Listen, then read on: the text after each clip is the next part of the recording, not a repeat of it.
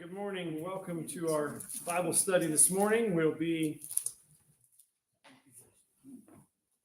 starting off to focus on for this morning 1 Corinthians chapter 9 primarily. We are just getting into this study of portraits of discipleship that we started last Sunday morning. If you don't have a book, a lesson book, they're right back there on the counter. And we're looking at lesson number 2 this morning, comparing a disciple of Christ to an athlete. And so last week we spent some time just looking at the concept of what it means to be a disciple of Jesus, a true disciple. And as we noticed, that idea of a disciple is more than just that of a student, although it encompasses the concept of being a student or a follower or a pupil.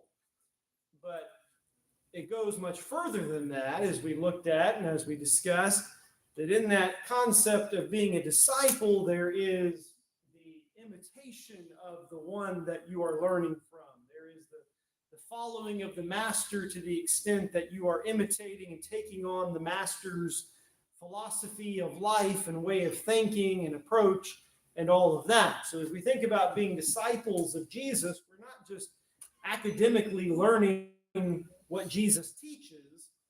Instead, we're learning what he teaches and learning from his example to the extent that we are trying to become as much like him as we can. And so we want to keep that in our minds as we think about what it means to be a disciple, and especially as we apply that to ourselves in being disciples of Jesus. So we're looking at the concept of the disciples' commitment this morning when we think about this comparison that the Bible makes between discipleship and being an athlete. And so as we begin to think about these things this morning, we want to think about the concept as it's employed in the New Testament. We see the Apostle Paul a number of times using the illustration of an athlete to describe what life is supposed to be like as a faithful child of God, as a disciple of Jesus.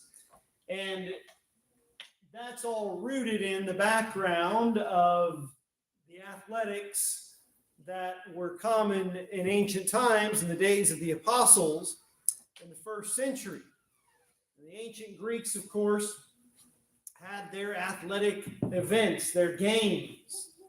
And they had, of course, the philosophy that it was important to not just educate and develop the mind, but also the body. And then as Rome became the dominant power over the world, they adopted that interest in the games and promotion of these kinds of things. And so as we think about the days of the apostles in the first century in the Roman Empire, this is the backdrop of the things that Paul alludes to in using this illustration as he does. Now, from a Jewish perspective, the Jews would have found these athletic games in many ways to be offensive, and there were reasons for that. And one of the biggest problems is that those athletic games were entangled with the idolatry of the Gentile world at the time. So we don't think of it that way today, as we have, the Olympics every 4 years and each country's represented, and they're not going out and making sacrifices to idols as these games began. There are ceremonies, but the ceremonies back at those times would have involved making sacrifices to false gods. And so, of course, that would be offensive to the Jews who recognize that as idolatry. There was the competing in the nude or naked by the contestants. And so, of course, that would be offensive to the Jewish sensibilities and understanding how God would have us to live.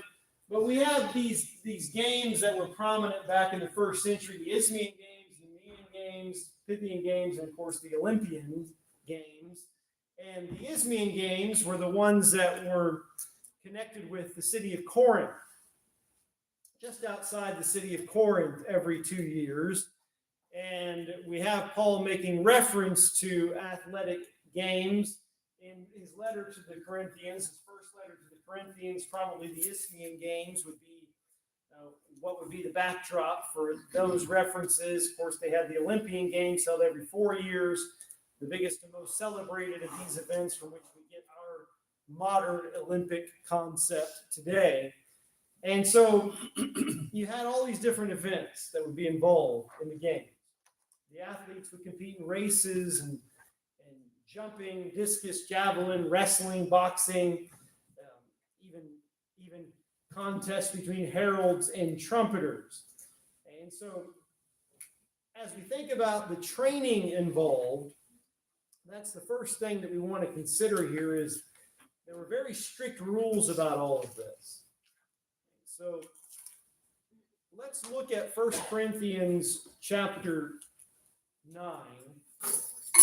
1 Corinthians chapter 9. 30 days before the events would begin, the athletes would reside at one place. They would have to exercise regularly, follow a strict diet, avoid luxuries or excesses, get sufficient rest. And what would happen if they failed to follow these guidelines? Okay, that's the thing, right? There's a disqualification then. If you don't abide by the rules, if you don't follow the guidelines, then you are disqualified from participation, or you lose out on the opportunity to compete and to win, which is what you want to avoid. You want to avoid being disqualified. And so if a contestant failed to follow the rules, he would be disqualified. Okay? And in the first century, these games were very popular. The stadiums were built across the Roman Empire. Of course, we think about the Colosseum in Rome, but there were many other arenas where large crowds of people would come to watch these contests. And so Paul is making use of these games as illustrations in his epistles to Christians. And there's a reason why that illustration is employed. There's this idea of training that we were just talking about. Rigorous training. Okay, so let's look at 1 Corinthians chapter 9. In verses 24 through 27, at the end of that chapter, one of the prominent places where we see the Apostle Paul employing this as an illustration. 1 Corinthians 9, verses 24 to 27, he says, "Do you not know that those who run in a race all run, but one receives the prize? Run in such a way that you may obtain it. And everyone who competes for the prize is temperate in all things. Now they do it to obtain a perishable crown, but we for an imperishable crown. Therefore I run thus, not with uncertainty, thus I fight, not as one who beats the air. But I discipline my body and bring it into subjection, lest when I preach to others, I myself should become disqualified." Right, so we have here, as I mentioned, probably the Isthmian Games in the background of this that were held just outside of Corinth every 2 years. And here you have Paul describing the typical situation that would be involved in those games and the athletes and what they're doing and why they're doing it, what motivates them. And you'll notice here with all of this that there is the concept of rigorous training involved. Let's think about what this means. When Paul says that they're to be temperate in all things, that those who compete for the prize are temperate in all things, what does that mean? Does anybody have anything different there from temperate? Temperate in verse 25 of 1 Corinthians 9. This is the New King James I've got on the screen here. Self-control. All right. So as we think about the concept of temperance, we're thinking about self-control primarily.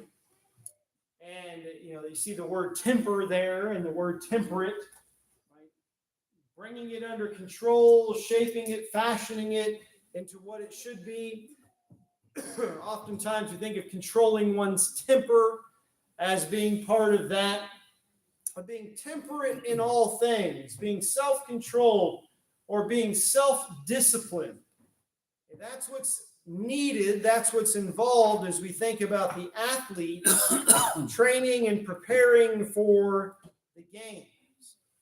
Okay, and so let's tie some other things into this. When we think about disciples of Christ needing to be temperate in all things. Galatians chapter 5. Let's turn there to Galatians chapter 5 and notice another connection with that and how that's supposed to be part of our lives as Christians. Galatians chapter 5. Butch, can I get you to read for us Galatians chapter 5, verses 22 and 23, please? But the fruit of the Spirit is love, joy, peace, long-suffering, gentleness, goodness, faith, meekness, temperance. Against such there is no law. All right.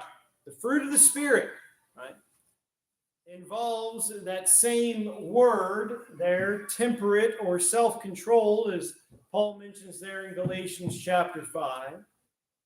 Okay, and then let's also notice 2 Peter chapter 1.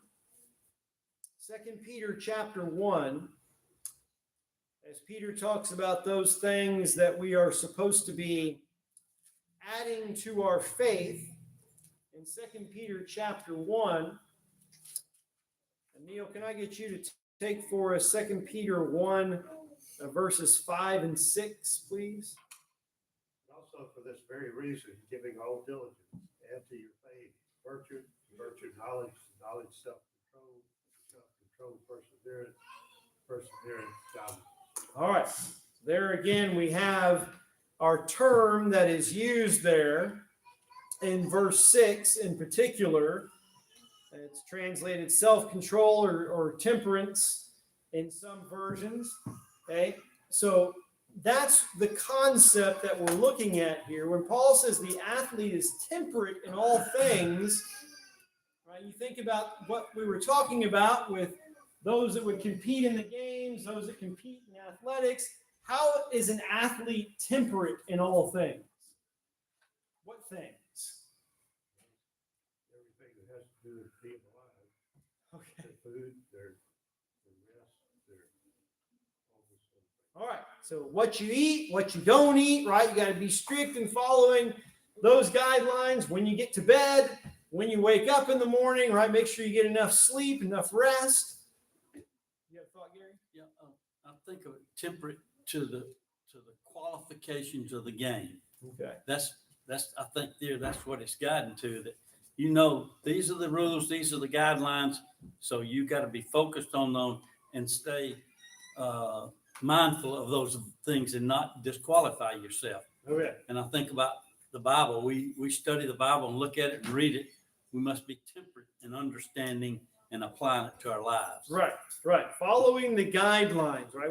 Finding out what those guidelines are and abiding by them, right? And so I've got to eat this, I can't eat that, I've got to get up at a certain time, go to bed at a certain time, I've got to train for a certain amount of time in a certain way, I've got to make sure I'm following the rules that are set forth. Antonio? Yeah, I was going to say being consistent with practice. Yeah. So, practice is kind of a way to simulate the real world where you have to perform. So in a way, when we study our Bibles and we continually try to transform our minds to think how we should act in certain situations and how to withhold maybe our emotions that are not appropriate and act accordingly with meekness and kindness. Okay. We need to have that mindset so that when we do have to perform, when we are put in that spot, maybe unexpectedly, we're tested, that our instincts can kick in, that we know how we should be acting. We don't second guess, we're confident in how we should perform. Yeah, that's the parallel here, right? That the training, the rigorous training is to help us so that when we are in the position where we face challenges, that we are up to the challenge and that we're going to abide by that training and respond to the challenge in the way that the Lord would have us to. Just as the athlete has done all this preparation to be able to respond to the challenge, to rise to the occasion, as we say. And so as we talked about, temperance is important to an athlete, right, as Paul describes in 1 Corinthians 9, because if the athlete does not exercise temperance and self-control, what happens? Can't perform properly, right? You don't get your proper rest, you can't perform. You didn't eat the right things, you ate the wrong things, right? The body's not going to perform. You didn't put in the hours of training to develop that muscle memory and to be able to accomplish those athletic feats. You get out there and you're going to fall flat on your face, right? So you cannot do the things that you're expected to do if you have not exercised temperance along the way. And also, as you mentioned, you end up disqualified because you didn't abide by the guidelines. I think in our case as Christians, when we do fail, when we're supposed to perform, we improperly represent the Lord. Yeah. And show that we're not being proper reflections of His light. Right. So that's a very negative, Yeah. result. Again, thinking about the concept, tying this in with the whole concept of discipleship, right? We're supposed to be imitating Jesus, right? And when we don't exercise that temperance, when we haven't trained the way that we should and prepared ourselves, and as Antonio mentioned, we face temptation or we face pressures, we get ourselves in a situation where we're interacting with someone and we don't demonstrate by our actions that we're imitating Christ, right? And that reflects very negatively. We've all seen people who maybe have some kind of a religious bumper sticker on their car, or maybe that fish symbol that is supposed to represent that I'm a follower of Christ or something like that, and that person cuts somebody off or behaves in a very negative way, and you think, wow, that doesn't match up, right? What kind of a reflection is that? And so we can think of various examples like that. When it comes to athletes, modern athletes, right?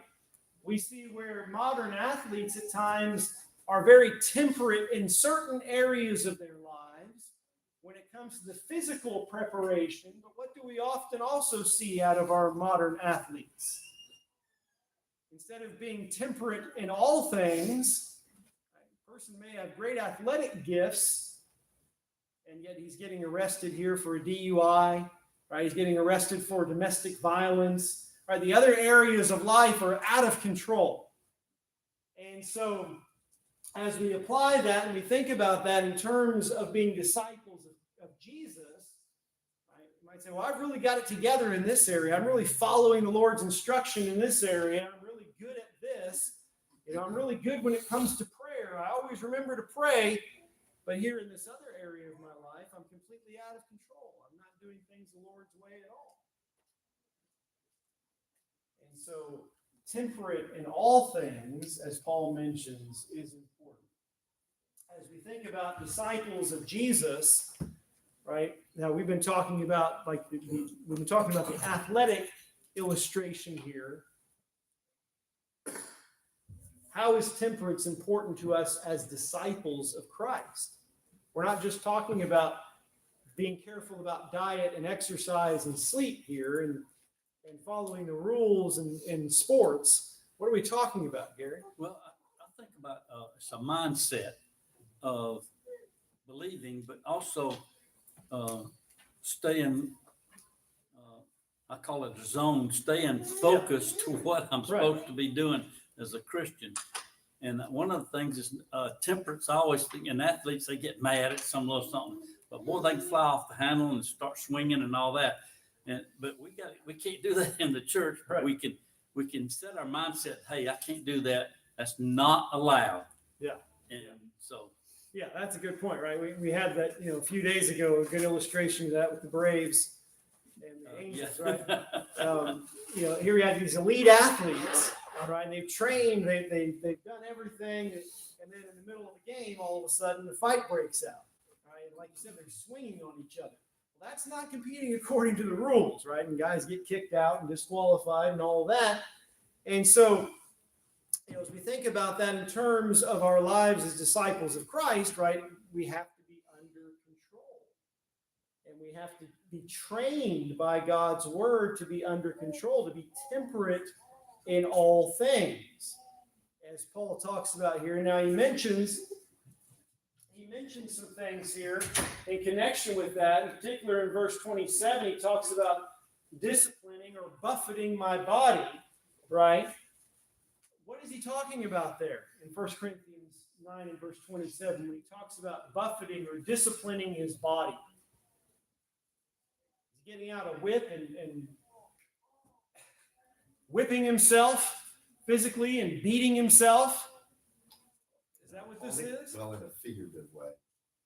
It's like the expression that we have no pain, no gain. Yeah.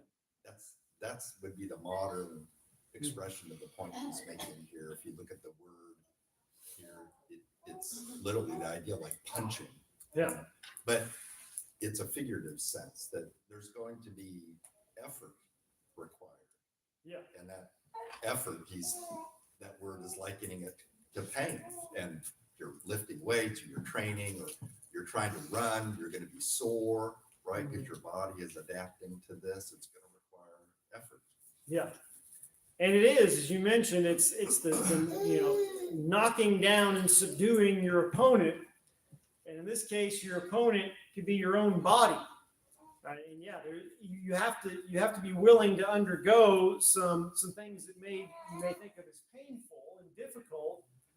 But when he talks about disciplining his own body, as disciples of Christ, what do we have to discipline about our own bodies? It becomes tendency to flee youthful lust. Yeah. That's one aspect. Yeah, there are desires, there are appetites that we have, right? That God has built into us by design, and yet those things have to be brought under control. Physical appetite, sexual appetite, like you mentioned, desires or lust, things that we allow our minds to dwell on and think about, and all of those things have to be mastered. Right? Self-mastery is what we're talking about here. That here you have to knock those things down and bring them under control in order to be a faithful follower of Jesus. If you're not willing to discipline, what does Paul say is the result here? What if you don't discipline your body? He says, lest I myself should become disqualified. You see that there in 1 Corinthians 9:27? I think when I think about this, that word subjection in verse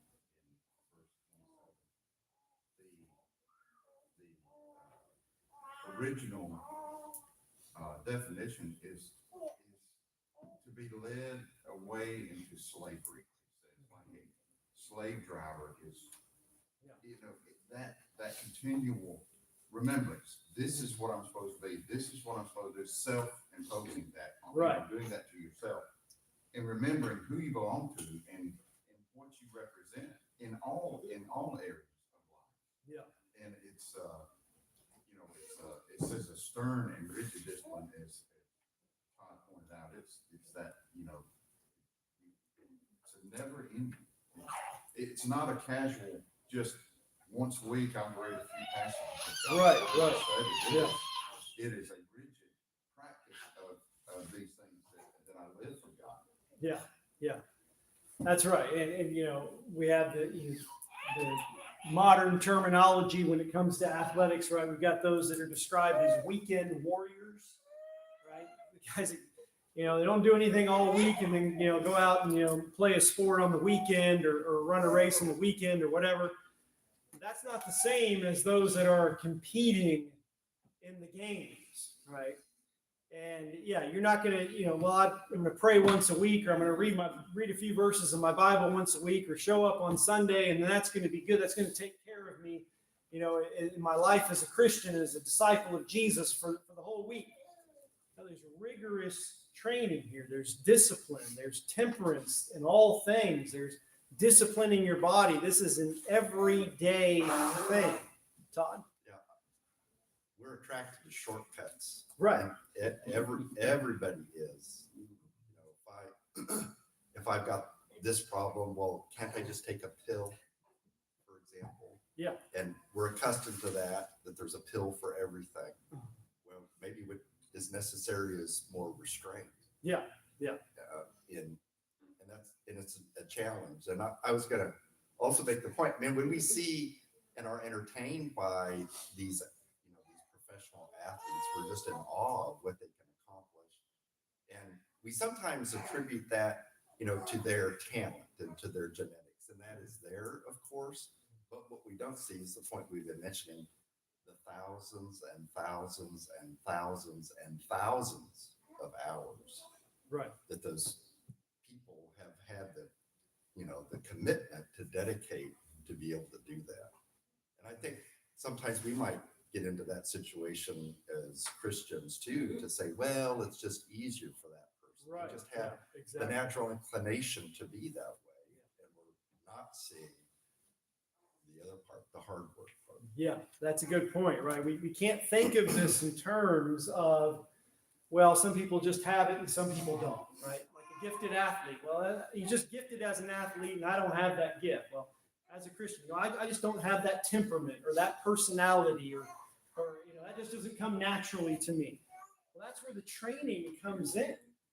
We have to put in the effort and the training to develop into what we're supposed to be as disciples of Christ. We have to develop this self-mastery. Let's look at Galatians chapter 2. Galatians chapter 2. Evan, can I get you to read that one for us? Galatians 2 and verse 20, please. I am crucified with Christ. Nevertheless, I live, yet not, but Christ lives in me. And the life which I now live in the flesh, I live by faith of the Son of God who loved me and I gave himself. All right. Paul here describing his own approach to life as a disciple of Jesus, being crucified with Christ, figuratively speaking. And that's even beyond the idea of disciplining one's body. It's I'm getting rid of the old me, and here I am living by faith in the Son of God, right? Subjecting myself to how He wants me to live. That's what it means to be a true disciple of Christ. Let's look at 1 Timothy chapter 4. We've got another reference by Paul when it comes to exercise and physical development and that kind of thing. 1 Timothy chapter 4. Okay, Evan, I'll get you to read this one for us, please. 1 Timothy 4 and verses 7 and 8. But reject profane and old wives' fables, and exercise yourself towards godliness. For bodily exercise profits a little, but godliness is profitable for all things, having promise of the life that now is, and that which is to come. All right, so here we've got the bodily exercise and the exercise toward godliness. Okay, and so bodily exercise, what does he say about bodily exercise?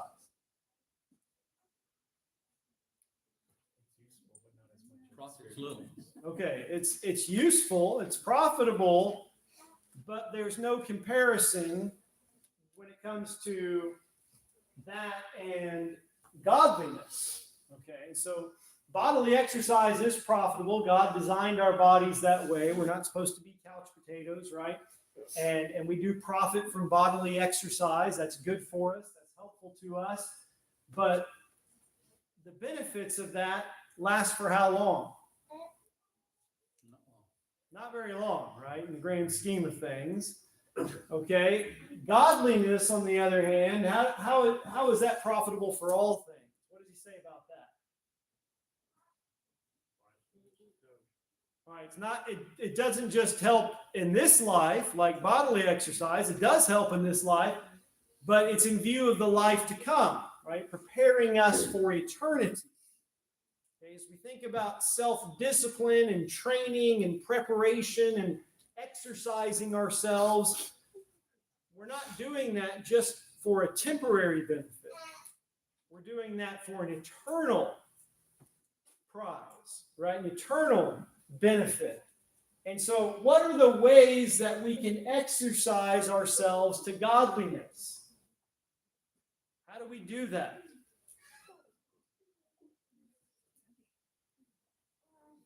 How do we exercise ourselves to godliness? We think about the athlete and what the athlete has to do: eat this, don't eat that, get up at this time, go to bed at that time, train for this many hours, do this activity. In the physical realm, we see how that works. What about spiritually? Reading, studying, Okay. knowing what God expects. All right, we've got to learn what the guidelines are. We've got to learn what God expects of us. We've got to learn how to think like Him and how to approach things like He would have us to, right? So we've got to study His Word. That's exercising ourselves to godliness. What else? To exercise ourselves in actually doing it. Okay, yeah, be doers of the Word, as James says, right? So it's one thing to learn what those instructions are, and then we've got to practice them. And how we conduct ourselves, how we treat others, how we approach situations, how we react to situations, and what we do from day to day.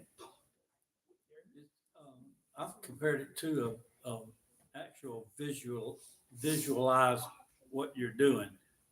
A lot of athletes think they're sitting in the dugout. I'm gonna be at bat in a minute, and they're already visualizing hitting a double, a single, a home run. Well, we too ourselves visualize, hey, tomorrow or the next day, I got to study my Bible. I got to do this, and I got to go see sister so-and-so or brother so-and-so.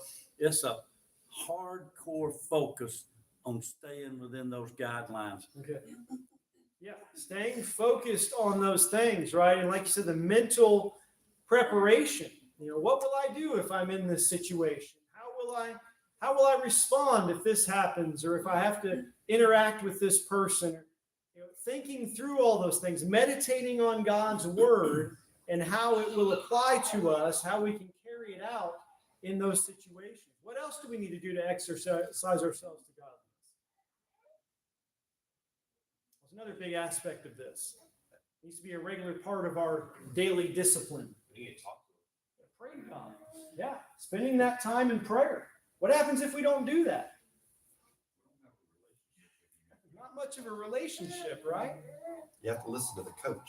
Yeah, we've got to make sure that we are taking our direction from the right source, and that we're communicating our thoughts, our requests, our requests for help.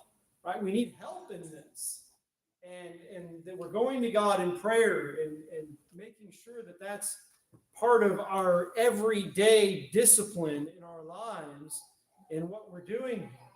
And so as we think about exercising ourselves to godliness, right, there are a lot of different things involved in this, right? Not just study and meditation and prayer and preparation, but carrying it out, applying these things, right? Learning to defend God's Word and taking advantage of opportunities to spread the gospel, teach others, encourage other Christians. All of those things are involved in exercising ourselves to godliness, being committed to all of that. Okay, and so that's all part of our training.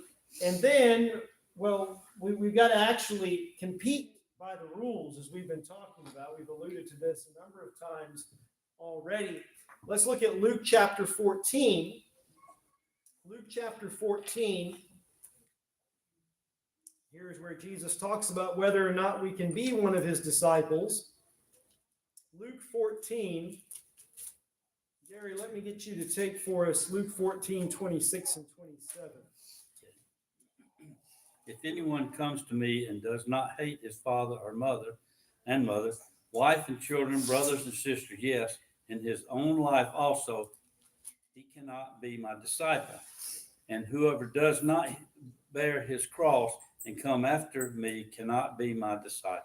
All right, we looked at this passage last week, and again, Jesus is not literally teaching us to hate people.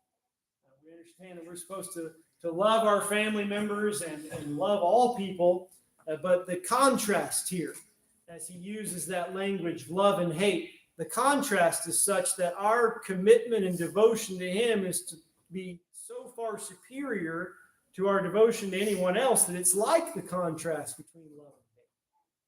Our commitment to him has to be complete and absolute. And if it's not, he says, you cannot be my disciple.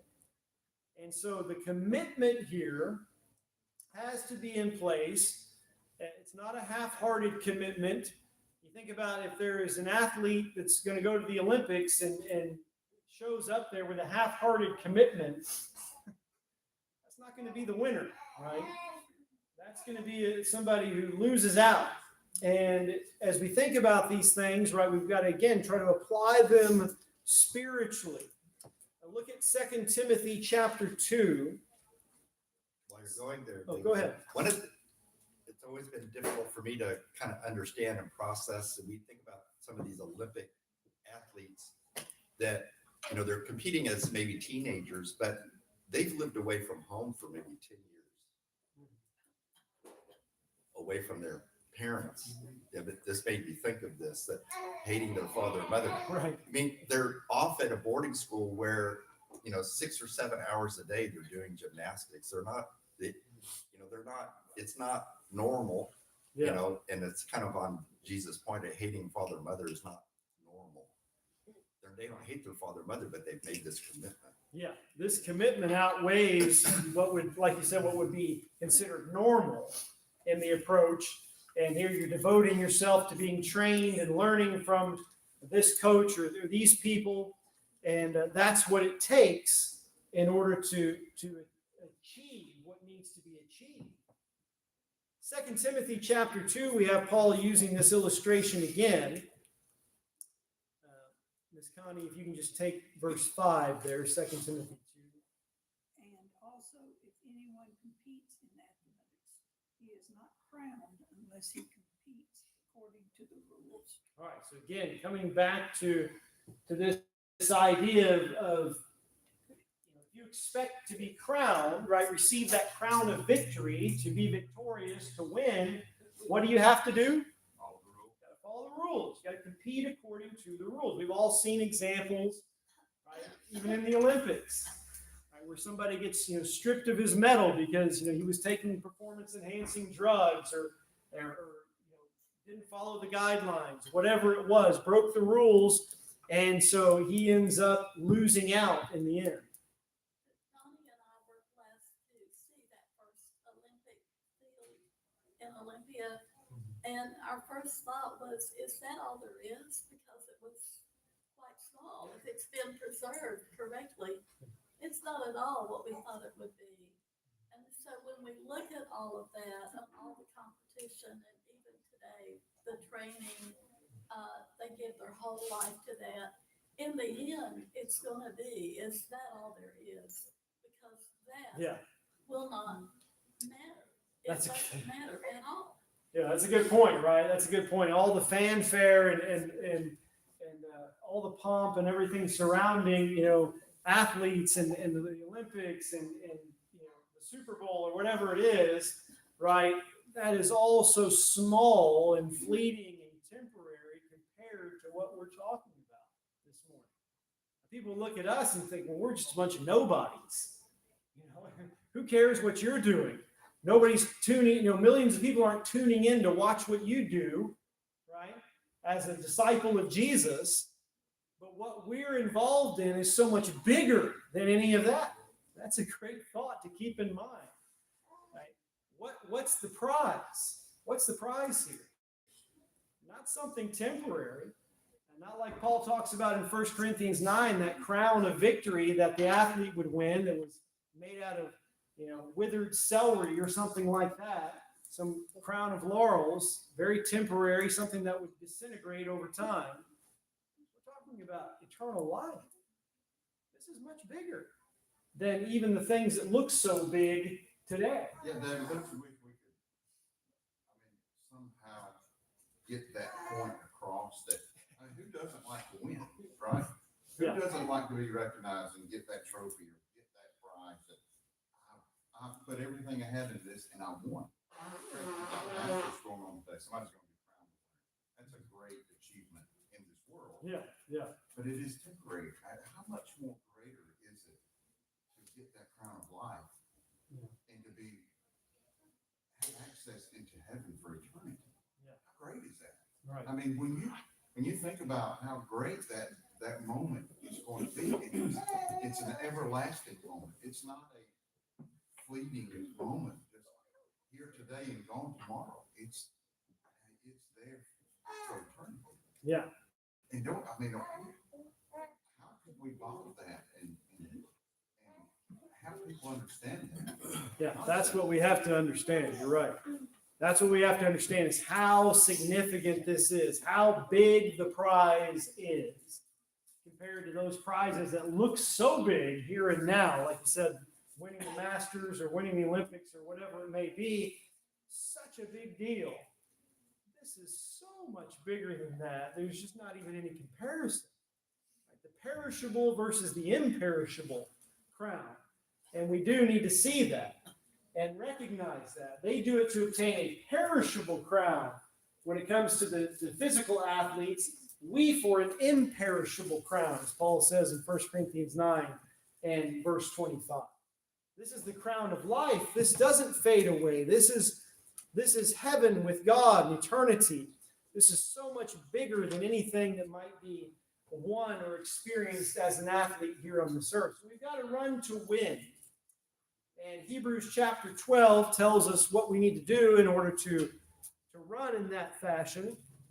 Let's notice this Hebrews chapter 12. Jordan, can I get you to take that one for us, please? Hebrews chapter 12 and verses 1 and 2.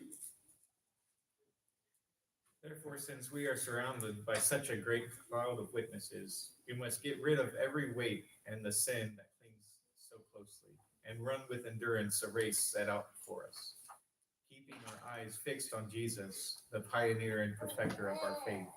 For the joy set out for him, he endured the cross, disregarding its shame, and has taken his seat at the right hand of the throne of God. All right, so again, here's the one we're following. Here's the one we're imitating. We're trying to do it like him. And within that, Paul talks about laying aside the weights. What are some weights? You think about the athlete. He's got to, he can't be out there trying to run the 100-meter sprint with ankle weights on. That's not going to work. Okay. What are the weights that we have to lay aside in order to win this race as disciples of Jesus? We can't think about worldly things. It's just that's a weight. You're letting something distract you. Yeah. Totally. Anything that would distract us, right? He talks about the sin that would so easily beset us. Anything sinful, right? We've got to cut that out. That's going to keep us from reaching the finish line. Like, Neil brought up the youthful lusts, those things you have in the job world. You have that desire to climb the ladder and sacrifice our worship and sacrifice those things, lots of dangers and weights that you call that, and he says easily ensnares. Yes. So it could be things that are not sinful even in and of themselves, right? But that distract us, the cares of this world, things that we focus on too much so that we're taken away from what we should be focusing on. We have to be willing to get rid of anything that's going to prevent us from running this race and winning. We have to have endurance, as Hebrews 10:36 says, right? We can't just run part way and then stop. That's not going to get it done. And so back to where we started in 1 Corinthians chapter 9, we've got to run in a way that we will obtain the prize. Now, there's a big difference here. When you think about the physical athletics and the illustration, you got one person that's going to win. There's a difference there with us, right? We're not competing against each other, right? That's the beauty of this. Now, we need to run with the mindset that I've got to have the dedication, like I'm the one who's going to get there and win this. But we have to harmonize that with encouraging others and trying to bring others across the finish line as well. So any illustration can break down if we press it too far. We're not stomping on each other and pushing each other out of the way to try to to try to win this crown, right? We can all win the crown. That's the beauty of the grace of God and what he has provided. But we've got to set our minds on things above, as Colossians 3 says. We've got to press toward the goal, as Paul talks about in Philippians chapter 3. And so as we think about our commitment and we think about being disciples of Jesus and these illustrations that are used to help us to understand what that looks like, that illustration of an athlete is very helpful to us as we translate that physical context into the spiritual and think about how serious this really is and how big the prize really is. Neil? You're not competing against one another, you're competing against Satan. Yeah, And oftentimes you're competing against yourself. yeah, right. We can be our own worst enemy, so to speak. And so, yeah, getting back to bringing ourselves under subjection to Christ. And like you said, we are competing against our adversary. All right, very good thoughts. Thank you for all the good contribution to our study this morning. We'll move on, Lord willing, to lesson number 3 next week, and we'll take a few minutes now to get ready for our work.